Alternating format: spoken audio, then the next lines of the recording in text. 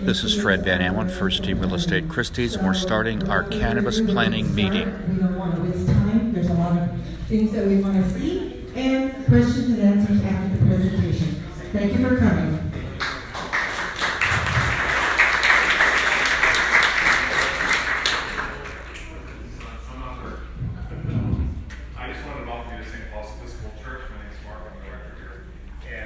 Seeing this many people is a really good sign we really care about this community.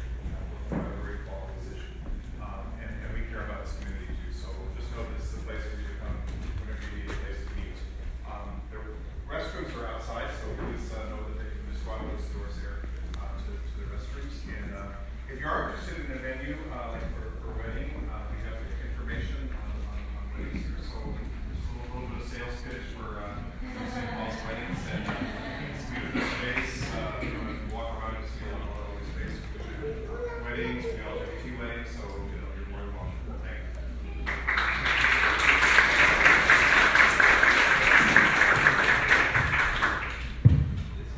Thank you, Father, and thank you, Councilmember Cole, for hosting us this evening here tonight. So again, my name is Anita Gutierrez. I'm the Director of Development Services.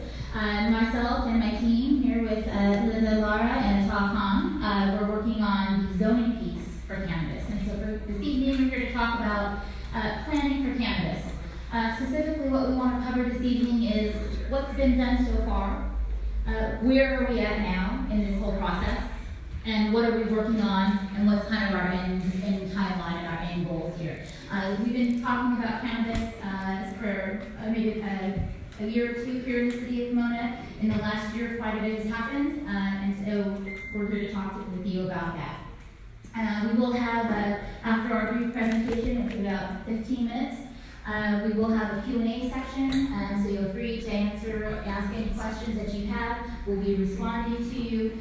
The goal is to hear your input, answer your questions, and go from there. So with that, from the timeline, so November 2018, last year, there was a citywide election, and the voters unanimously passed Measure PC, which was the commercial cannabis business tax, and that established up to a $10 per cannabis square foot for indoor cultivation of cannabis, and up to a 6% of gross receipts for all other cannabis businesses. So what that did, it set the stage for the city to be able to permit businesses. It didn't allow them yet, they're still prohibited. All current cannabis businesses operating in the city are illegal. This set the stage though for the city to adopt an ordinance to legally permit them and then collect the tax. So next, in April of 2019 of this year, the city took the additional step of adopting the cannabis business ordinance. That ordinance did a few things. First, it established a 4-phase merit-based system, and by which applicants will be able to apply and be scored based on a point system, and then awarded ultimately a cannabis permit. The 4 phases are application, initial scoring, public presentation, and that was particularly important to the City Council to have a public component of this so that the citizens can be involved and know who's applying and what they intend to offer. And phase 4, the final ranking and permit issuance. Currently, the city is exploring 8 licenses, and I think we'll get a little bit into that later in our presentation, but currently what the city is exploring is 8 licenses, 2 retail, 2 micro business, and the 4 for manufacturing, distribution, and cultivation. Second thing that the ordinance did was establish the 1,000-foot buffers for sensitive uses. In our business ordinance, sensitive uses are defined as K through 12 schools, daycare centers, youth and recreation centers, and also a 1,000-foot buffer between cannabis storefront businesses. And this is the criteria by which we created these maps here that you see, which we'll also get into a little bit more in a moment.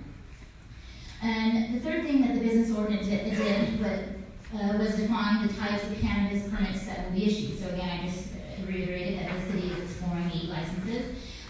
Storefront, retail, storefront or delivery, indoor cultivation, manufacturing, testing, and distribution. Those are the permit types. Next brings you to current time. So since May and to now, and talking to the community, talking to stakeholders, doing field visits. This is the third community meeting that we've hosted. We'll be hosting one additional one Tuesday night at Westmont Community Center.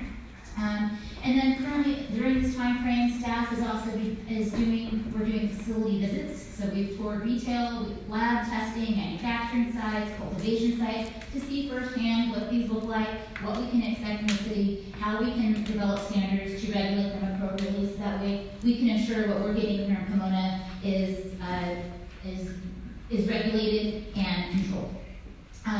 We've talked with state agencies, all the agencies that regulate these businesses, state public health, Bureau of Cannabis Control. We're talking directly to the regulators who regulate these businesses, again, so we have the most informed knowledge to be able to write this ordinance and regulate them appropriately.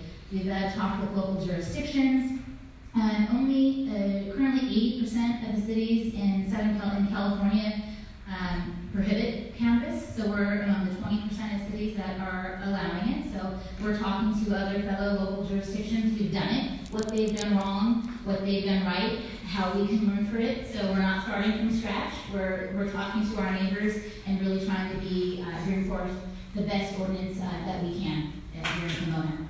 We're also studying academic papers on the issue and considering California EnviroScreen. All of those factors will be going into, in addition to these community meetings, hearing directly from you, your concerns, will be going into developing the zoning ordinance piece of this project.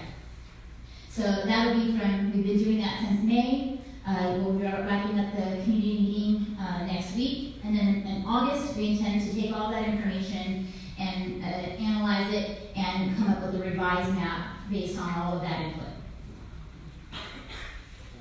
Then September through December, we plan on going to the Planning Commission with a recommendation, as well as City Council for adoption. Probably early September, we plan on coming to City Council with an update, just to give them an update of what we've learned so far, where we're at with the process, what to expect, and that would also be public information. And at the end of our PowerPoint, we will put up our website where we're posting all the information, all of our PowerPoints for this evening. Anything that we've done to date will be up on our website. So that takes us to probably the end of the year. And then our hope is by spring 2020, preferably a little earlier, and we're pushing as hard as we can to get it done as quickly as can, but without skipping steps. Be ready to accept applications. And with that phase, we would hope that we would also have some public workshops to explain to applicants what the application process would be, how to apply, how it's worked. And so that's our timeline of where we're at, where we're going. The entire process, my intent and staff's intent is to make it as transparent as possible. We're available via phone or email to answer questions. We're constantly taking questions from the community, from businesses interested in what we're doing, how the ordinance is proceeding. So that's our goal, is to be transparent and to keep everybody informed and hear your comments and concerns. So with that, I'll turn it over to Linda Lara, who's going to talk a little bit about the zoning aspect piece and how that overlay and this map works into this whole piece here. Thank you, Rita. So now I'm going to go over the cannabis overlay. So the cannabis overlay has a parallel relationship with our city ordinances. First, we have the business ordinance, which establishes the cannabis permitting in the city. Then we have our Pomona zoning code, which identifies which uses are permitted or prohibited, and it also outlines development standards for all properties in the city. Then we have the cannabis overlay, which is essentially an additional layer of regulation that sets special provisions just for cannabis. So what would the cannabis overlay do? Well, one, it establishes potential locations for these cannabis business. It identifies permits types based on the cannabis permit areas, and it sets site design standards such as parking requirements or facade guidelines. What it won't do is it doesn't regulate the market, it doesn't establish trends, and it doesn't select individual businesses. So the first step in our cannabis zoning research was identifying where these cannabis permit areas are. So the planning division, what we did is we mapped mapped all the sensitive uses, and those were the ones that were identified by the city. Once we got those remaining parcels, we then field investigated them for existing conditions, zoning, and general plan designation. With those CPAs, were then established based on the underlying land use type. For example, storefront retail would be located in a major corridor because it supports that type of use. So once we took account all the sensitive uses and the distance requirements, this is what we were left with, which is essentially the 12 cannabis permitting areas, or CPAs. The areas in red are manufacturing, distribution, and testing. The areas in green are retail, and the areas in blue are micro businesses, which Atal will go into detail more further in the presentation tonight. Tonight, we're going to focus on CPA 9 and 10, which are identified in our map as retail. And with that, I'm going to pass it over to Atal. Yeah, before we go to this portion, I just wanted to reiterate on this map. So this map will change. This was our first draft. Again, this took out all of the sensitive uses. What this mapped is where cannabis businesses could go. And again, what I've explained in my earlier presentation is what we're doing now is talking with the community, hearing the concerns, doing all the other analysis that goes with it, and then determining, coming up with an analysis of where the city wants them to go. So these boundaries may shrink. They most likely won't get larger because of the sensitive use buffers. They may get smaller though, depending on what we've heard and other uses. For instance, proximity to residential, things like that may alter the shape and size of these zones. So that is an important note to make there on these maps. And now I'll turn it over to Tom. Thank you. Hi everybody, my name is Atal. I'm a planner here in County. I'm going to show some love to this side. We wanted to get into some frequently asked questions before we open it up for just general questions. Really our intent here, as Anita mentioned at the beginning, is we're showing all our homework. So as we learn more about cannabis, as we tour facilities, as we speak to state agencies, we want to share that information to you so we, as collectively as a community, can make an educated decision about zoning. So here are a couple of the questions that we've heard in previous community forums, and also we've been getting at the counter. And so the first is, what are the types of cannabis permits and who regulates them? So in addition to the city of Pomona actually regulating through the overlay that Linda was talking about, there's really 3 state agencies. There's one brand new agency that was created just for cannabis. It's the California Bureau of Cannabis Control. You also have 2 existing agencies that are now involved in cannabis. That is the California Department of Public Health and Cal Cannabis, which is the Department of Food and Agriculture. So what do these 3 agencies do? California Bureau of Cannabis Control, they're looking at 4 key things. The first is retail, and that's either storefront retail or non-storefront, what we call delivery. So they're the ones issuing permits for those.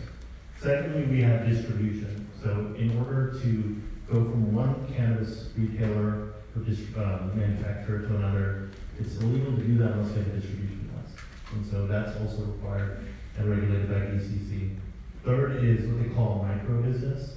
So there's 4 parts to a micro business, and you have to do 3 of the 4 to be eligible. The first is you can have a grow operation up to 10,000 square feet. The second is you could do some kind of a manufacturing, like a type 6 non-volatile manufacturing. The third is you can do distribution, and then the fourth is you're the storefront retail. If you do 3 of those 4, you're constituted as a micro business.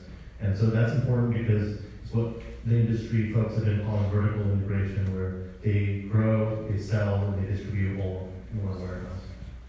Lastly, you have testing. So as we've learned with some of the facilities that we've gone to, is that cannabis is, any cannabis product that's going to come through the city of Pomona or in the city of California has to pass tests, and has to be certificates by Bureau of Cannabis Control. And so there are labs that will specifically just be entrusted with testing. So the Department of Public Health, they're looking at public health and safety. So they're looking at 2 key things there. One is really manufacturing. So when we talk about using cannabis for the production of oils, for vapes, for cartridges, for devices, things like that. That's all manufacturing. They're producing waxes, dabs, shatters, things like that. That requires a manufacturing permit. There's two types, non-volatile and volatile. Those basically are just coming down to what kind of solvent you're using. So if it's volatile, you're using butane, hexane, some hydrocarbons. If it's non-volatile, you're using butter, water, CO2, dry ice, things like that. Cannabis planning for the city of Pomona. Residential, for instance. And then secondly, they're looking at packaging and labeling. So anything that's going to have a product label on it, if there's a vape cartridge with cannabis and it's got a label, it's got to go through Department of Public Health and it's got to get approved. Cannabis is really agriculture. So cultivation and cannabis in a nutshell is agriculture. And so they're issuing various licenses for indoor ag and outdoor cultivation as well. And that could be greenhouses, Dutch greenhouses, fully indoor mixed light, indoor light cultivation sites. And the permits are staggered by square footage. So you have up to 5,000 and up to 10,000, and then the maximum you can use 22,000 square feet of indoor cultivation.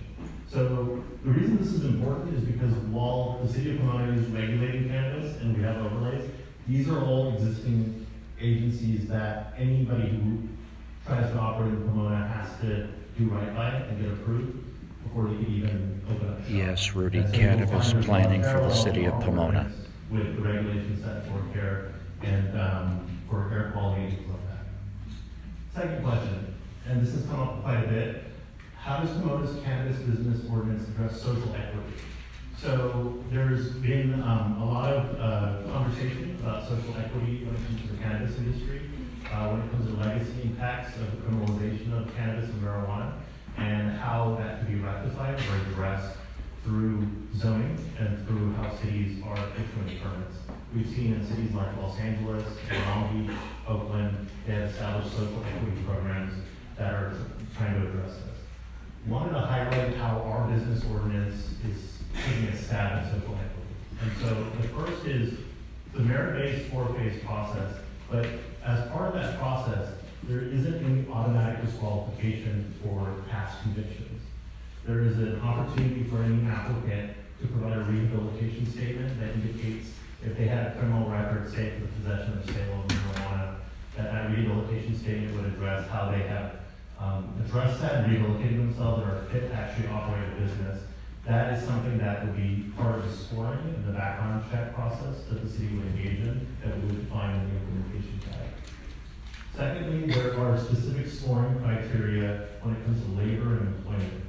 And some of these are pretty unique just to the city of Pomona. So there are specific points awarded for applicants that are providing a 30% local hire for their cannabis business. That's local hire, Pomona residents being hired to work in cannabis. Secondly, points awarded for those businesses that are offering apprenticeship and continuing education and vocational training in the cannabis industry when it comes to any of those permit types that I addressed. Third is points for paying the living wage. And then lastly, having a labor and peace agreement if you have more than 5 employees. So these are 4 ways in which labor and employment from an equity standpoint is being addressed. Lastly, there's scoring for a neighborhood integration plan and public benefits. Those are additional points for how, as Anita mentioned in the beginning, it was quite important to have a public presentation component and engagement component. So we're going to be defining how each applicant that comes in will be engaging and being a good neighbor and how they prove that out. So those are all elements for social equity. Another big question that's come up is how does Pomona's zoning overlay, what Linda was explaining, address environmental justice? And so I want to walk through just a kind of hypothetical map here. This is CPA 11, what we define as 11 is if you're living in Pomona, you're familiar with our industrial zone, East of Reservoir, all the way up to East End and Mills. It's largely our industrial area. And so using that as an example, we, Cal Embarrassment identifies that as a pollution burden zone, and it's one that brings up questions of EJ. So if we grade this out, as planners, what we start looking at is first we see there's a 60 freeway, which is establishing a physical barrier between homes that are on the north and some of those industrial uses that are to the south. If you're familiar with the area where Jack and Box is located on Walnut area. That's what we call a physical buffer, and it's a good separation from residents and industry. Then as you look, you see an immediately adjacent to Reservoir, all along the west, is our single-family residential homes. So we have what planners call incompatible land uses. Right? You have industry right up against residential. So we have to think about that in terms of what kinds of things that we're laying in there and what kind of impacts those would have on residents.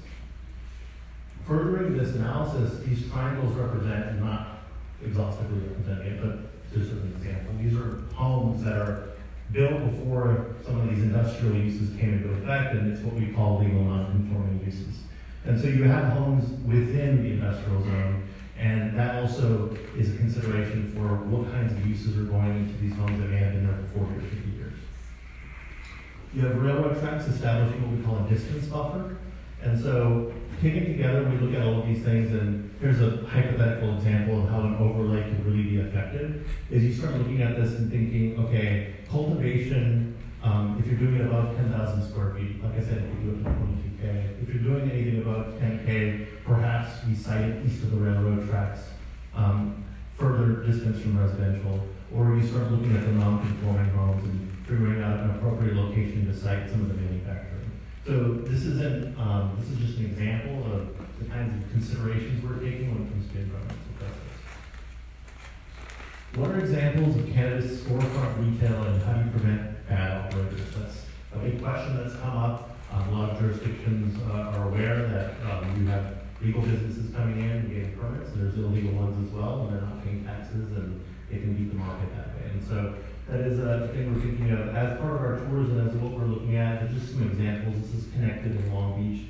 As you can see, and the photos might be a little dark here, but these are ranging from kind of Apple Store to just general storefront retail appearances. And so this isn't necessarily by accident. So as part of the overlay, as we think of design standards, as we think of signage, as we think of what kinds of storefronts we would allow, thinking about green crosses versus not having green crosses, things like that. That's a conversation we start having about aesthetics and design, and making sure that if there is a retailer that comes in to the city of Pomona, that if you're walking down the street on Holt, you may be indistinguishable from any other kind of storefront retail. That's essentially the goal. Conversely, you have illegal operators, and we've had some in the city of Pomona, and there are obviously no standards. It's a Wild West, but the whole purpose of what we're trying to do is bring some regulations, some teeth, and some standards so that we can enforce those and regulate them and get good operators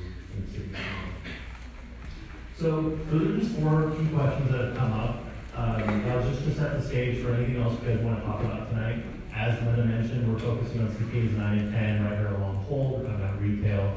But with that, I wanted to just turn it back to Anita. And we can, if anybody has a question, and I encourage you to come up here and then you can speak at the podium and you can form a line if you'd like.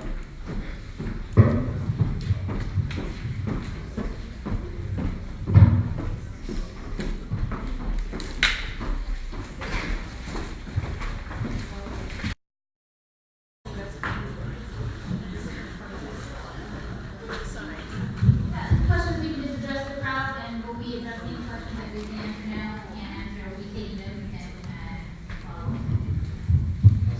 So my name is Xavier, and I'm a Pomona resident, and I'm also a cannabis investor in Northern California.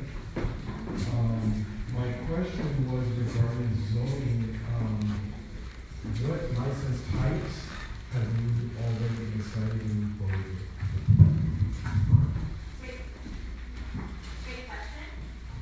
Great question. We're considering 8 business licenses. The license types are retail, either storefront or delivery, manufacturing, testing or distribution, or cultivation, and micro business. Those are the license types. You follow?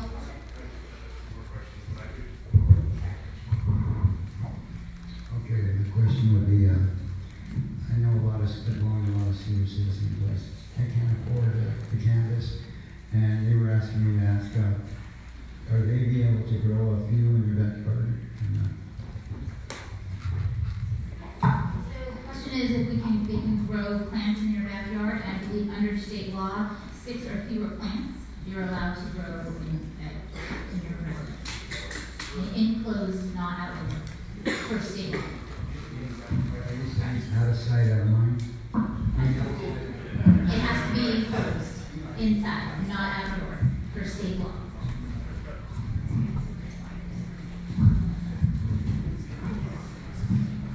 Good evening, Benjamin Wood. I'm one of the people that's concerned about environmental justice and social equity. And I also have another question that's not really related to either of those, but I understand that there's no, as far as social equity, I understand there's no automatic disqualification for past convictions, and that if applicants provide a letter of rehabilitation, then that would be considered. But I'm curious about the phrasing here, because we do have to acknowledge that the drug war has had an impact, especially on the poor, and there's also been a racial element of that impact. And so the question is, how is that weighted? Is it weighted favorably or unfavorably, if you're using that point system? So that's one really quick. And then the other question has to do with the products. Does that mean that only these cannabis businesses, the products are only going to be available at cannabis businesses, or is it going to be on the shelves at State Brothers and 7-Eleven and those kind of places too?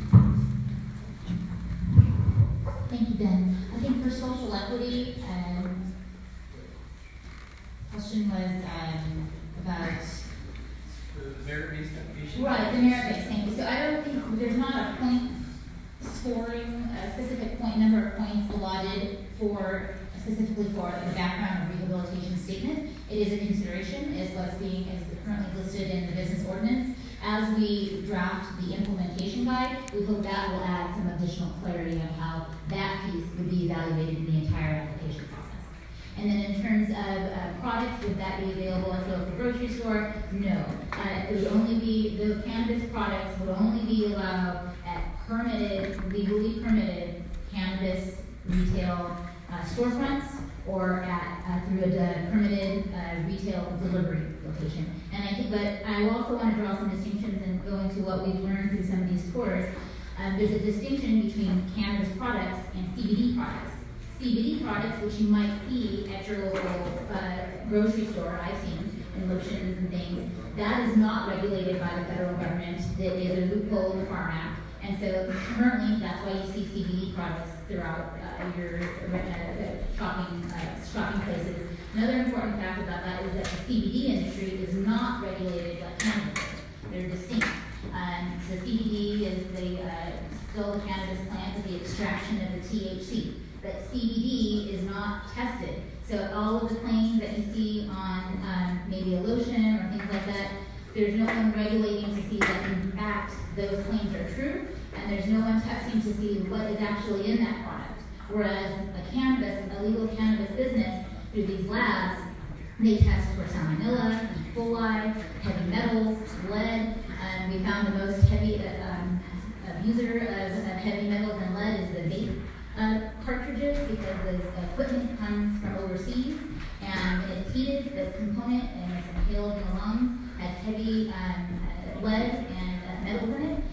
So that lab they test for a myriad of things in cannabis and cannabis-related products, and they have to clear the testing before they hit the shelves on a legal cannabis retail store.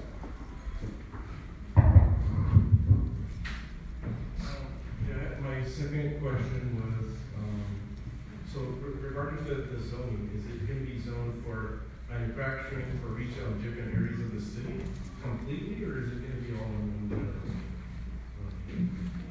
Great question. So about the zoning. So if you look at those maps, and so the map over there, we can pull it up. But currently, it'll be zoned specifically. So on the map, and we'll pull it up in a minute. Currently, the pink represents the manufacturing, testing, or distribution, or cultivation. Green represents retail, and blue represents micro-business. Again, and that might be a little hard to tell on that. There's a printed one over there and it's on our website. But again, that may change as well. So we're currently on this western, southwest portion of the city. Our first take at it was maybe this was appropriate for manufacturing. Now that we're looking at it more and hearing from the community, that might be more of an appropriate place for manufacturing as well as maybe micro-business. So that may change, but we will designate per CPA, we're calling these CPAs cannabis permitting areas. We will be designating what permit type is allowed within the zone. And so, for instance, over on CPA 11 and 12, where Charles was talking about on Reservoir, no retail would be allowed in those two CPAs. It would be strictly manufacturing, testing, and distribution application. Have you also decided, like, for example, like in Humboldt, if I have to send my flower to a distribution, I have to pay for transportation from point A to point B. So in this city, right, because there's distribution, retail, like, have you considered license for transportation? Is that a possibility? Yeah, that's a great question. Yes, we have. So that's going to be, as we look at the different agencies that are regulating this, we saw that there was a distribution under Bureau of Cannabis Control. That would be potentially one of the eight permits that could be issued under that catch-all for manufacturing, testing, distribution. That includes transport licenses as well. So that's something that if somebody wanted to do in the city of Pomona, they could get that license. And it would have to be within that zone area, even though it's just transportation. Well, so that's something we're looking at right now is how the overlay, if we are going to allow that kind of permit type, is it something that would apply to all the overlays just because it affects all the commercial and industrial? And so we haven't landed on that yet, but when we bring back the overlay draft, it's going to explain it. Yeah.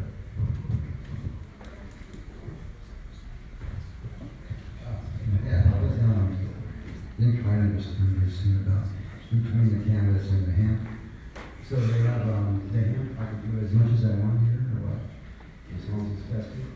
The hemp growing is not legally marijuana because the contents is lower than THC stuff. We call it. Yeah. So what we're looking at is just, it's coming from a hemp plant. That's the Farm Act was referencing. But as far as testing of cannabis, when it comes to these three agencies, CBD is not being tested by these agencies that are located here. And so products that are on the market that could even be in CVS, those are completely unrelated to the regulations that we're putting forward here and what the state's putting forward, because the state is specifically regulating the definition of cannabis. So that's, Not unless we had an ag zone that would allow growing, which we don't, they have outdoors, so.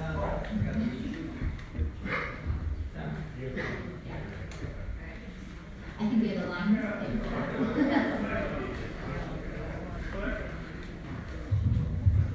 Yes, ma'am. Jim Sambano with the Latino Roundtable.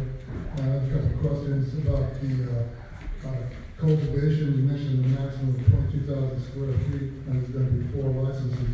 So 4 times 22,000 would be 88,000. So could you have 88,000 square feet of cultivation in the reservoir zone? And also the second question, you didn't put a limitation on manufacturing, volatile manufacturing. Is there a limitation on how much square footage of volatile manufacturing as opposed to non-volatile manufacturing? And that's going to all be in the reservoir zone. So those are excellent questions. I think when it, just to reiterate, so if there were 4 of those manufacturing licenses, if they all went to indoor cultivation, you'd have 88,000. And hypothetically, say they were just up and down Reservoir in Franklin and Philadelphia, that's what we would consider a cumulative impact.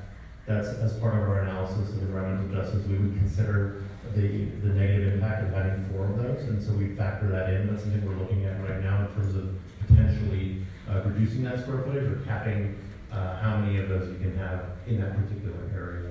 Secondly, when it comes to volatile manufacturing, we're considering it's already a distancing requirement. It can't be in residential zones and per conversation with state agencies. They encourage distancing from residences. As we illustrated, there are legal non-conforming homes in Reservoir, so we're factoring in the distancing from those homes if we were to allow volatile, or safe areas that are not adjacent to residential at all to allow those. So long story short is that it wouldn't just be a blanket application to Reservoir the way we would maybe apply it to another part of town. Each CPA is looked at for its existing uses and the existing impacts, and they're each unique, and so that's how we're going to be regulating. anecdotally through talking with business owners is we're most likely not the key location for cultivation because of the price of land, the price of utilities. Climate might most likely not be an ideal place for cultivation for these businesses. But I would expect for cultivation businesses to get this. Hi, my name is Patrick. My question is about some concerns I've seen with other cities who have started to legalize and start this fall processes, that they have a lot of current cannabis industry owners already waiting to apply. I'm wondering what advantages, if any, would you give current residents and business owners based on your scoring system to get on this business instead of allowing current ones that are already going. So there isn't currently an additional point or points or percentage given to local Pomona residents. It's based on a merit-based system, so equal representation and equal chance across the board. It depends on the entire package that you're presenting as a business and what you can bring forward to Pomona. I think the emphasis on creating a local hire and the collective bargaining agreements certainly, but not specifically for meeting a Pomona resident. Hi, my name is Greg Flores. My question was, how are you guys going to permit or for cannabis events, like at the Fairplex? There will not be cannabis events at the Fairplex. There you go. Right away, that's something that the city council has expressed interest in, and so currently there won't be any retail cannabis selling at the Fairplex or cannabis related events.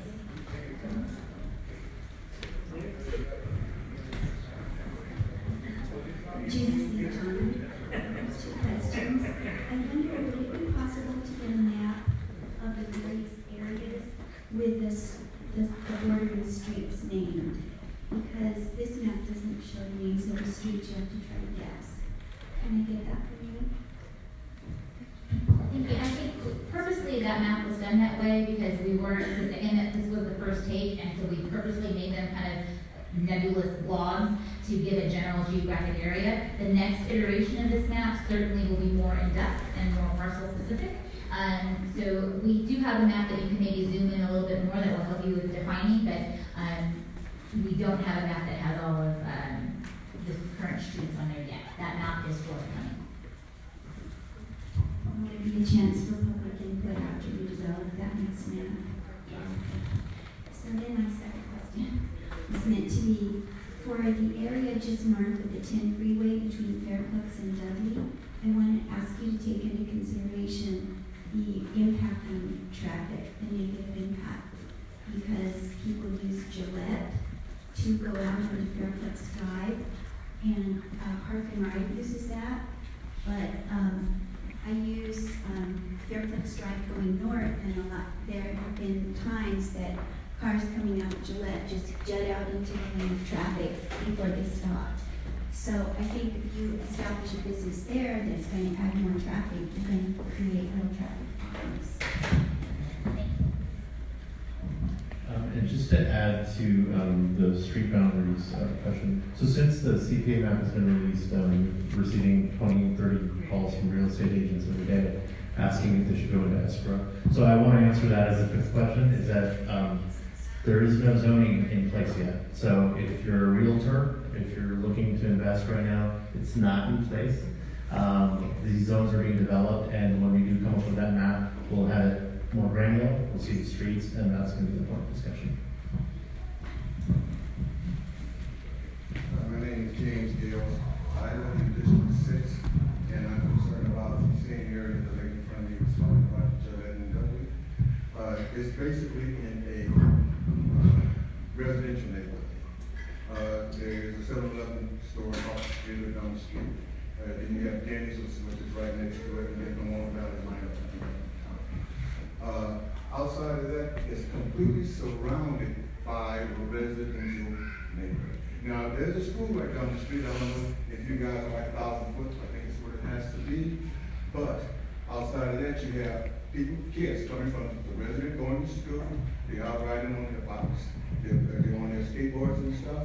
And I firmly don't believe that that site, proposal site, should be in a residential neighborhood. Because it is completely residential, outside of Denny's, 7-Eleven, and Pomona Cannabis, mining, and that's it. It's completely surrounded by the neighborhood of residential, and I don't think it should be there.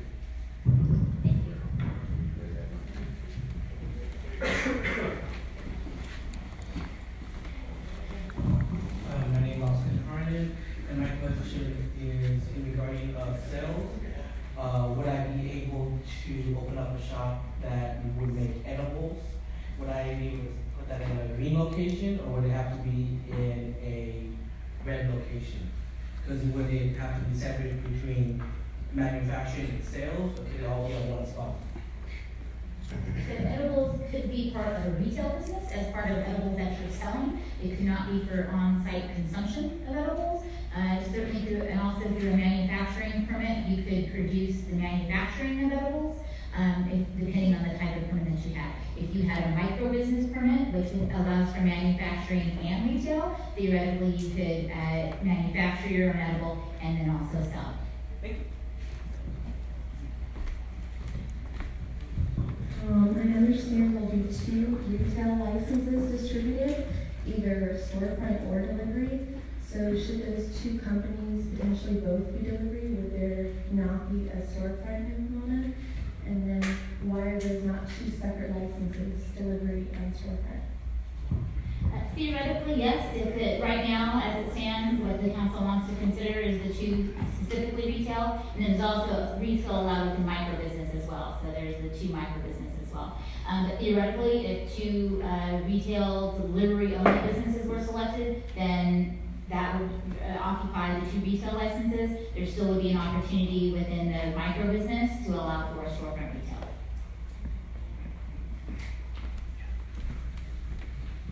Hello, I'm Richard Parr. I have a couple questions. First of all, when you said other cities, it was founded, it was Long Beach, LA, Oakland. Those are very large cities with a very big populace, with a big police force.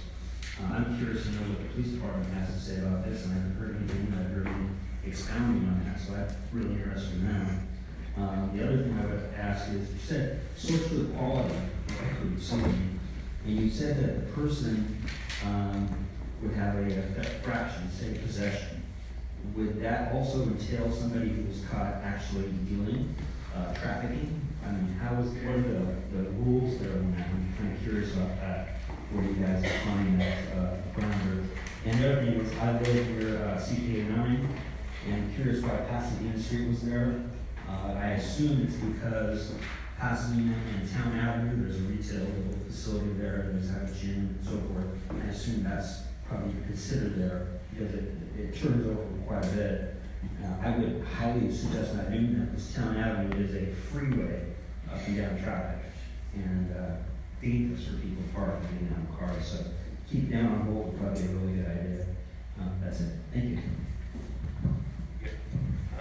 So for the CPA 9, again, that's, we'll call them blobs for lack of a better term, but when we're kind of making that more nebulous area, it sometimes captures either the single families or the parks. Again, intentional to avoid real estate speculation, but it wouldn't be in a residential zone, but we would consider your input you just gave on that particular area. With respect to the rehabilitation and what kinds of things we're looking at there, that's still in definition. We're still defining that. So Anita had mentioned we have to develop an implementation guide. That's a guide that actually gets adopted by the city council, and it's how we actually set fees and implement everything that we're wanting to put out. We're still a ways from that. The first step is really getting that map going. But as part of that implementation guide, we're gonna have to have a conversation about what criminal records are maybe no-goes, which are on the table, which aren't. We have on there.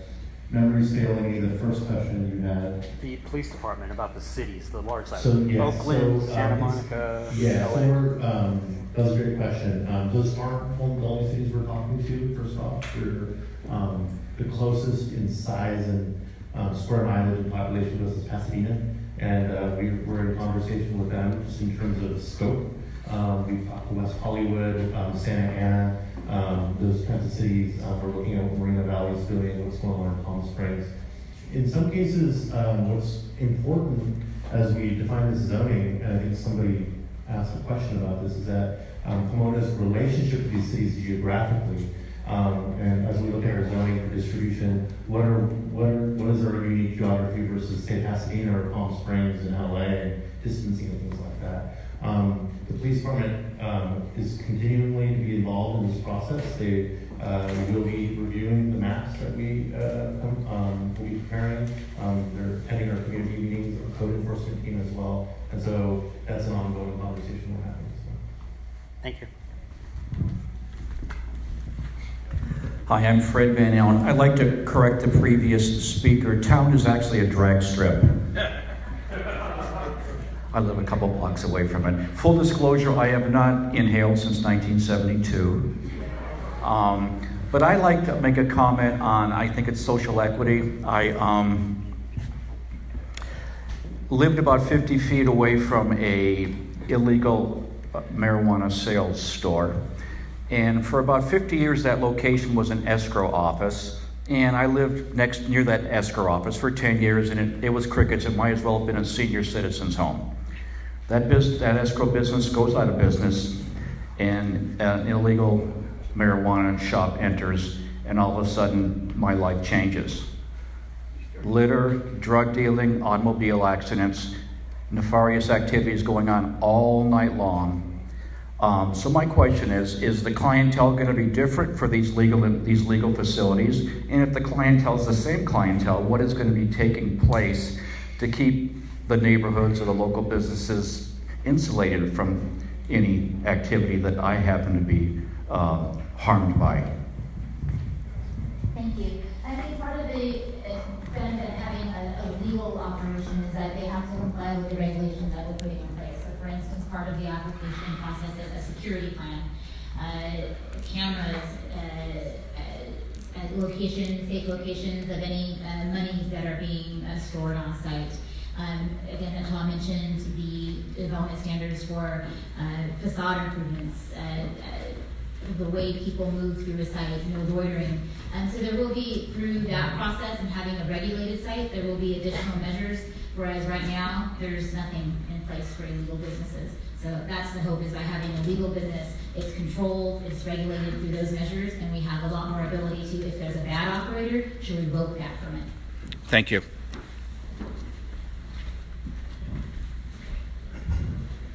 My name is Doug Murray. I live over in District 1, over in the area by the park and ride and all that thing that other resident was discussing. If that area was going to be chosen, it seems like the only practical area would be on the same side of the street where the Lemon Tree Motel is, because there's a possibility of parking there that will get in the way of resisting traffic. But the area down here by Holt and Fairfax is far more appropriate. I can't see any negative impact from the area. If you've been there, it couldn't get worse. And honestly, I think we're going to improve the area. I think it would be fair.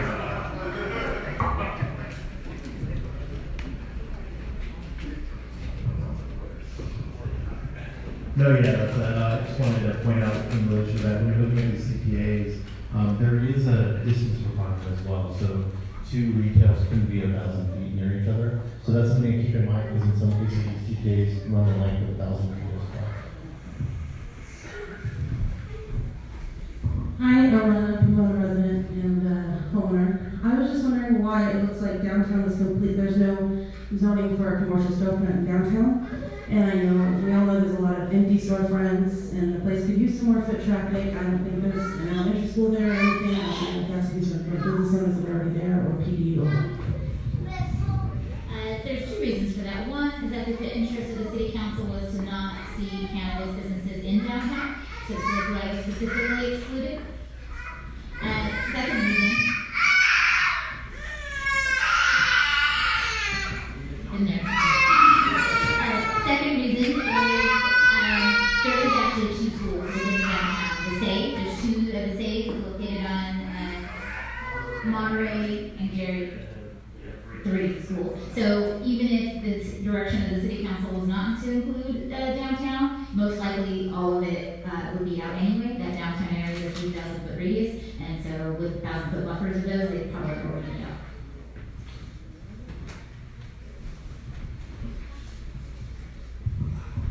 Thank you. A few minutes ago, you were talking about collective bargaining agreements, and I think one of your slides made a reference to making the project labor friendly. Could you talk a little bit about that?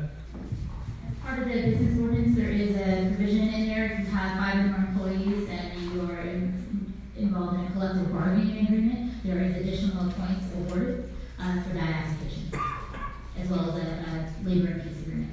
There's additional points. Thank you. My name is Gregory. I had a question about some of the signage restrictions that you mentioned. Well, I suppose really my primary question is how is the banning of green crosses equitable with just the liquor stores you see across the city with martini glasses and bottles and that sort of thing on top? Do you think that might be sort of restricting the culture of marijuana, that you want to see people sort of express themselves in the decoration of their stores? And I mean, is the aim of the provision of the restriction of these sort of aesthetic markers an attempt to please people who are not going to be happy to have these stores in their neighborhoods anyway? So, your thoughts? It's a great question. When I mentioned green crosses, that was not my intent. So it's not intended to make a comment on the culture or anything like that. But just using it as an example of signage restrictions we've seen as we've looked at other cities. As part of that conversation, and this is our own sign code and our base code, there are legal limitations on even free speech on what we can impose on signage. So that's something we're also investigating, is what is the extent to which we should either regulate that. But again, that wasn't a comment on any kind of intentionality of precluding cannabis in relation to other types of consumption. I think overall the intent is to ensure that the retail businesses that have a presence in the city blend in to the city that we have and not necessarily stand out. I think that's the point behind all that. Any other questions?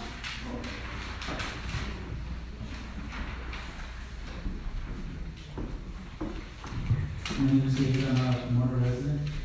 Do you guys have any plans to make on-site consumption a thing? Say where we go to a bar and the bar provides us with, say, drawings, or we can maybe go to like a dab bar or anything like that? Currently, no. We do not have plans to allow on-site consumption. Real quick, can I just address that?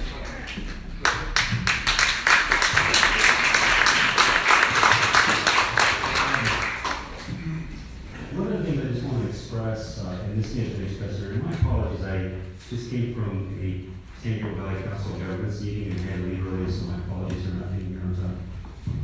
One of the things I think is really important to appreciate is the spectrum of views on cannabis. Some folks have no problem with illegal dispensaries. Some folks have no problems with crosses. Some folks don't ever want to see it in their community at all. But the fact of the matter is that the part of the reason why we're starting off small is the importance of building trust in the community. Because there's a lot of unknowns to people when you start putting now a legal cannabis business in a community. And I've had the chance to visit a number of them, and I walked into them, and they look nothing like the illegal dispensaries I've seen in the city. Nothing. And the commitment that they have to ensuring that the community is a partner is critical to the long-term success. Because if this fails, the community is going to come out against this very hard. And so I just want to just state that because I think it's important to appreciate the spectrum of views, but by starting conservatively and showing that it can work, and that the community can see all the things that they think are going to happen as a result of that new business don't happen, that perhaps maybe the community may be open to more. And that's not to say the council is going to do that, but I think that's really critical. The trust factor is really critical to the success, not just of the business, but of the community.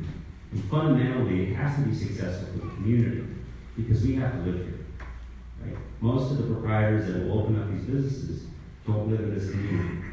But I know that as good partners, and one of the components of the process is they have to present, the finalists have to present in front of the community.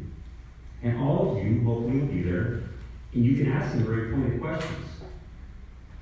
What are you going to do? How are you going to address this issue? And that helps us to make, I think, a better decision. So, thank you.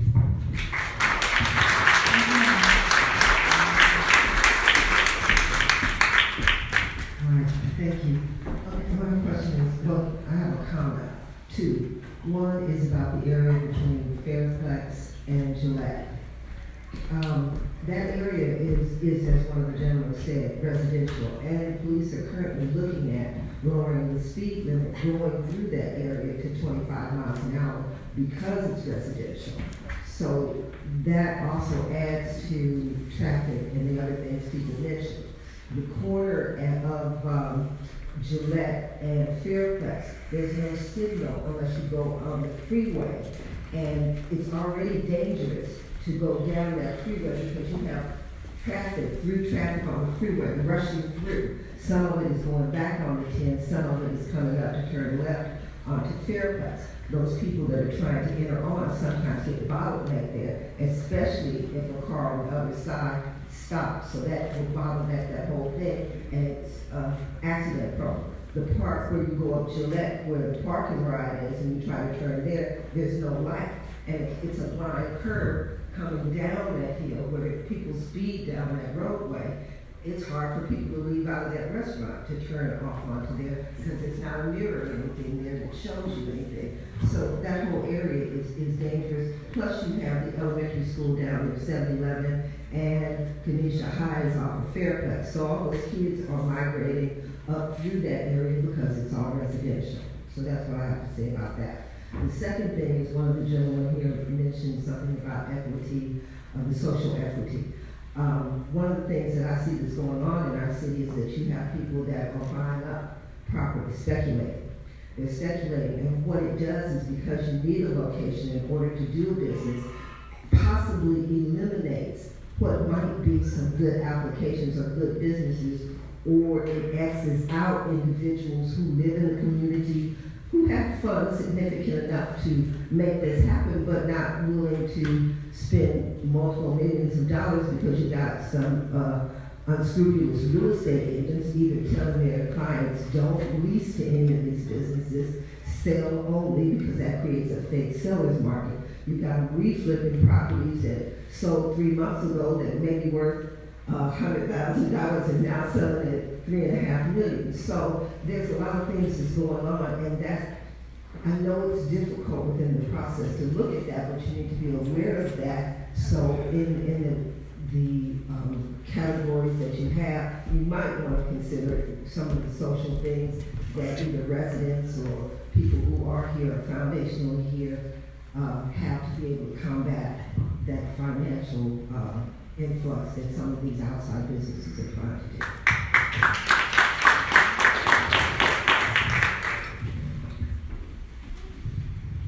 Hi, my name is Gina Carlson, and I'm a resident of Pomona.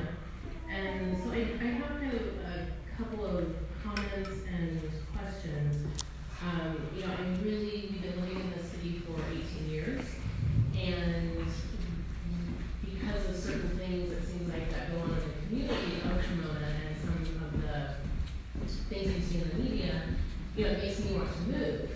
But I have really great neighbors, and my kids don't want to move, and so when I think about this industry coming into our neighborhoods, I really am concerned about the city overall. I don't know if it was Fred that mentioned, but one was mentioning about safety. And I don't know if this is the right forum to address that, or if you're going to have other meetings specific to that, but when there's other issues going on in the city, have you looked at the areas that you have highlighted? How is the safety of that neighborhood going to be controlled? We live near Fairfax. I don't necessarily see any more police in my neighborhood during that time when crime is going up, because you have people coming in the neighborhood, not just when it's fair time or things like that, but I think people probably in this room want to hear, well, if we're going to look at the patrolling increasing by 10%. We're going to hire more officers. That is really the biggest concern because you were mentioning, the type of people who are going to get the permits. And that still doesn't stop the traffic and everything else. So while they may be up to so many standards, we can't see that their clients are that way. So I think hearing more specifics about the safety standpoint, what's going to happen. Because it is about the owner of the business, but it's also about the others coming in the neighborhood. You mentioned 2 retail areas. So again, is 2 retail areas too small? Will that cause more crime? Have you looked at that? Because now you have a concentrated area. We want our home values to stay the same, or to not stay the same, but get better. So with more crime or safety issues, how is that looked at? So for me, those are really the main things. And when you talk about building trust, it's important that we know we are in a safe community. If we're not seeing what we think we should be seeing now, sometimes, although this is not to say that the Pomona Police Department, they're doing what they can, and I'm next door all of the great things that they are doing. But what is your response to what is the things of safety? I think on the safety point, as Tom mentioned earlier, we are coordinating with PD and on an ongoing basis as we develop this piece. I think certainly in terms of safety, that is a factor that we'll be taking into consideration. As we're looking at these different zones, again, this initial map, which is that first take of where businesses could go that aren't in a sensitive use, and now we're evaluating where residential are, where are these areas really at, and where do we want them? So certainly we're definitely taking a very close look, block by block, on what areas we would recommend they be in. So I don't know that we couldn't commit to additional officers per se, but we are definitely in discussions with PD, and they're involved in the process of evaluating this ordinance. And in terms of safety plans, again, part of the entire application process is that these businesses have a security plan. Of the ones that we visited, everyone has had a very secure location, security plan, highly securitized with cameras, guards, very well secured. All the businesses that we have seen, and we would expect to have the same here in Pomona. It is a requirement of that business license.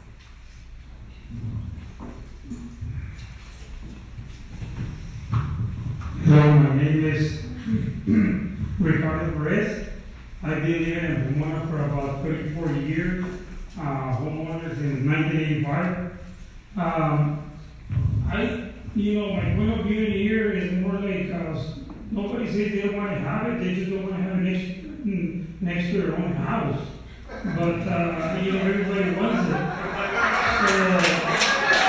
My point here is probably what we need is to get a little bit more educated on what we're talking about in here and how we're going to understand, what's going on and what's going to be good for us and what's going to be bad for us, and especially about our younger kids, little kids. I don't have much younger kids anymore because I'm kind of old guy already, but grandkids and stuff like that. So my question is this: how is this whole thing gonna work with the schools and with the community, trying to educate and help the kids to understand what's going on? Because guess what? This is not going anywhere else. It's gonna stay. It's gonna be like a beer and alcohol. Nobody wanted it, but nobody wanted it close to the houses. The mothers went on strike all over the place and still end up staying and being legal. But not until you understand, you educate yourself, then you can control it. And if you keep putting it to the side and pushing it to the closer neighbor, instead of your own area, thinking that guy is not going to drive a little motor to your house, it's not going to work. I think it's more like we need to know what's going on. We need to be aware that this is going on, and be a community. Be a community instead of being, this is my spot and that's your spot, and your house, yours, obviously mine.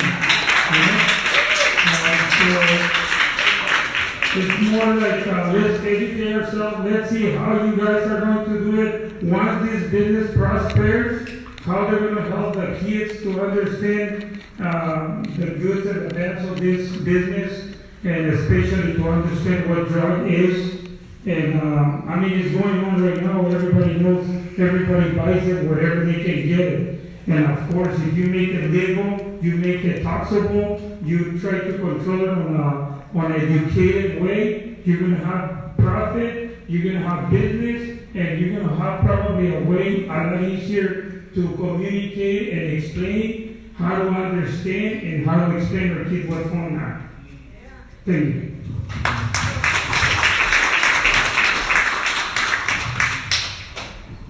Thank you. I live here. The city council lives here. It's our community, it's our neighborhood. When this issue first came up after it was passed statewide, I was probably the most conservative member of the council. And in fact, I'm not even sure I would have voted yes a couple of years ago, because I had a lot of the reservations that many of you may have.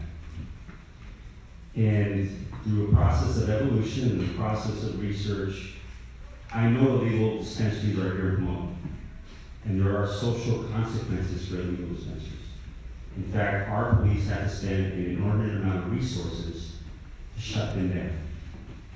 And it isn't as if there's taxes coming in to pay our police to do that extra work. Okay? And we used to have a lot of those, but we have less and less, and maybe we're down to one, maybe two. Where am I going with this? So one of the things I did is I actually went and visited a business in Long Beach, in Belmont Shores. And if you know anything about Belmont Shores, it's a nice neighborhood. And right next to a children's photography business was a cannabis business. That was retail. And you would never have been able to tell that it was a cannabis business, and it didn't have anything to indicate that it certainly didn't have a green cross. It looked like a sunglass hut. That's it. And even in illegal dispensaries, you have people who are professors, you have doctors, you have a range of people. I think it's really important that when you look at the issue around crime, is you have to look at it in terms of understanding the difference between people who typically go to these cannabis businesses and those who are involved in illegal activity, irrespective of whether they're legal or illegal. And one of the big issues in the state is how we penalize people for certain types of crimes. With the changes in 47, 57, 109, now the law is it's a slap on the hand. And I'm not suggesting that people should be going to prison. But by the same token, a slap on the hand certainly doesn't do anything to alleviate some of the petty crimes, quality of life crimes that happen. But we're talking about folks who are just law-abiding people who go to these businesses. So why do I say that? Because that was helpful for me in my own evolution, is that we're not talking about the illegal dispensary on North Park Avenue where it's dark and the windows are closed and people are walking in and they're looking around. These are legitimate businesses.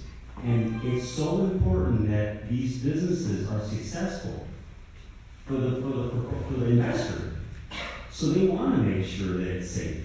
They don't want kids to be coming over there and asking somebody to buy them edibles. And the fact that we're starting off really with few numbers is critical, because we don't learn a lot. But we're not going in this saying, hey, listen, like some other cities, all come in. In fact, there's some on the council before who believe that let's open it up to any and all. And there's some of you probably that feel that way. I don't. I really feel that we have to demonstrate that we build that trust, and if we do it well, we can grow it if it makes sense for this community. That's my view. So I want to allay some of your concerns. I'm not saying there's going to be an absence of crime, but I can tell you these businesses are going to do everything they can to ensure that the area in and around their businesses are going to be safe. Because they can't afford to fail. There's so much money and risk in opening up cannabis business today. But part of what I would encourage you to do is when we have the meeting, the community meeting, those are the types of pointed questions you should ask them. One last thing, the police chief at the last cannabis meeting that we had has called other police chiefs where cannabis is allowed.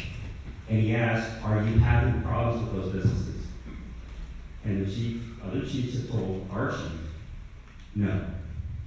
Problem is not with legal dispensaries or businesses, it's the illegal dispensaries that are a problem.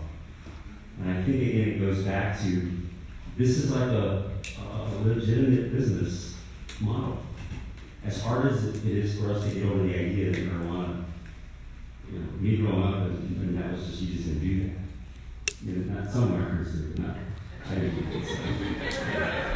And by the way, I'm happy to give you my number. I'm going to give it to you now. Keep this 909 762 1982. 909 762 1982. I know some of you may not want to ask questions. You call me. If you have concerns, you can tell me. If you have questions, I'll do my best to answer. Okay? Sorry.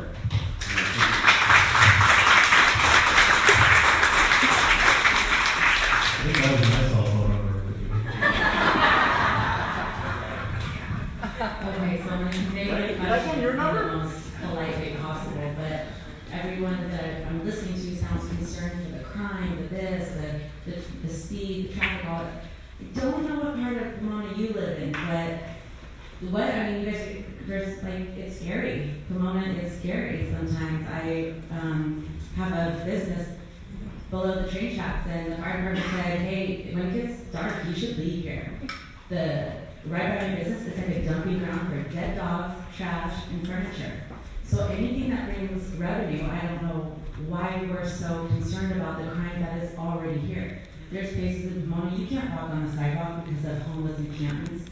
So I guess my question is, with the additional revenue, are we going to aggressively tackle some of these issues that there are problems? The homeless, and I'm saying, not just like the homeless, but the trash, the hookers. I mean, honestly, and this sounds really bad because I live here and I do love Pomona, but I think Pomona could use a lot of improvements. I think someone maybe coming to move here would be turned off by some of the elements.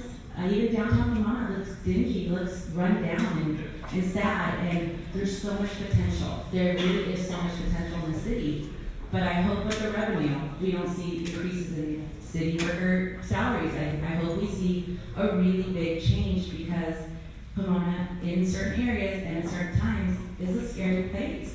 And so I'm more excited about the revenue coming in, and I don't think dispensaries bring that much crime that isn't already happening.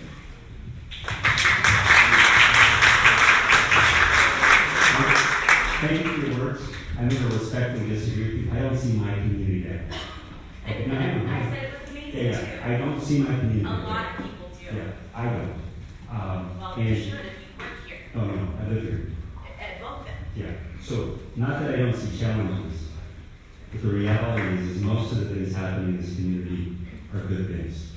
That's right. The 160,000 people that live in this community are hardworking people, working class people, immigrant people, professors, doctors, attorneys, arrangers. And I'm not criticizing them. It's important for me as mayor because one of the challenges we face is an image problem. But when we buy into that, that hurts us as a city. So to answer your question about we're going to generate tax dollars from this, the voters passed overwhelmingly a tax measure that would tax cannabis. So the city council, with community input, can decide how that's going to be. I can tell you that the city council wants to use this for public safety. Okay? That's the primary use of the dollars is for public safety. But there's a caveat to that. Okay? I'm a huge believer having, my background is in education. I was a teacher and I was a co-founder of a nonprofit that helps kids go to and graduate from colleges all over the country. It is critical in my view that we also make sure that we invest in our young people, so that way by investing on the front end, you don't look, pay on the back end. Cannabis And the planning reality is meeting. that when you look at the budget of the city, we spend very, very little in this budget of a couple of $100 million on programming for children.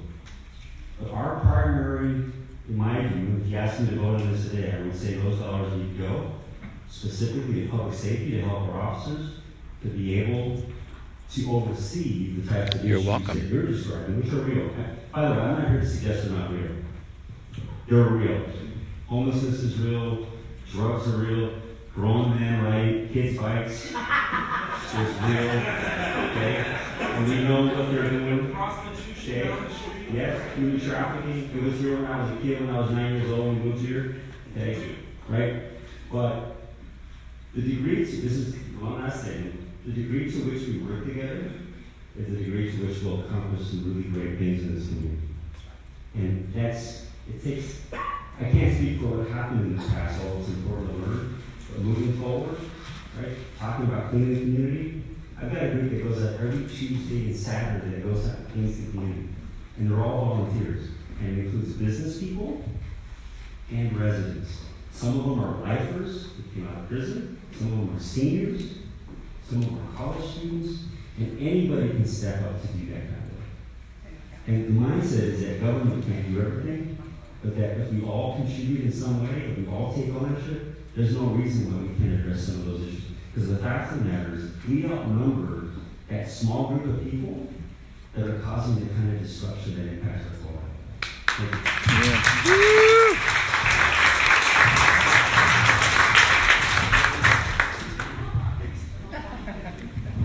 Hello, my name is Christy. I've lived here for 22 years, right across the street. Sir, what's your name? Ricardo. I'm going to pick up where Ricardo left off because I like what he said. I'm just going to continue with that. It is what he said. We want it, we just don't want it in our backyard.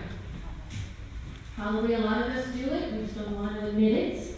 But there's one thing that we're leaving out. And I want to get back to the community. We're a community. We're neighbors. I recognize some of you here. So you have to be concerned about your neighbors and their welfare. And that includes everything, crime and safety. You want to look out for your neighbors. But when it comes to the marijuana itself, the drug, that's the nasty word, the drug, we're leaving out the people who need it, the medical users. You cannot tell by looking at me, but I have what you call 3 invisible illnesses. And because of this opioid epidemic, sometimes I can't get my medicine. So I can't work. I can't get out of bed. I can't function as a human. I can't. I'm just stuck. And I need an option. And the cannabis is the option. It lets me heal. It makes me feel good. It lets me get out of bed. It lets me interact with friends and family, go to work. I need it. And there's a lot of people who need it. And I don't need to be driving to LA to get it. For me,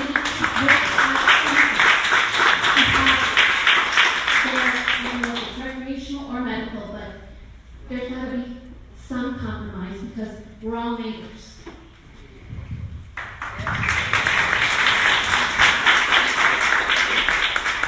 Currently, the business ordinance allows for recreational and medicinal. I see the last few questions here, and then we can wrap it up, and then staff will be available after for any one-on-one questions that you may have. Good evening. My question is, well, directed to the council member herself, about security. We know that there's a lot of illegal dispensaries in town. He stated one on North Park. 2 or 3 days ago, on the news, there was an armed robbery on the dispensary where a gun was discharged. It was, this exact dispensary was raided by the police department a week prior, and it was still illegal. This is Fred Van Allen, First Team Real Estate Christie's checking out. I hope you all found this Facebook Live valuable and how we're moving forward with this issue an option in Pomona. And of course, if you have any real estate questions, you know how to reach me at 909-261-9711. Take care.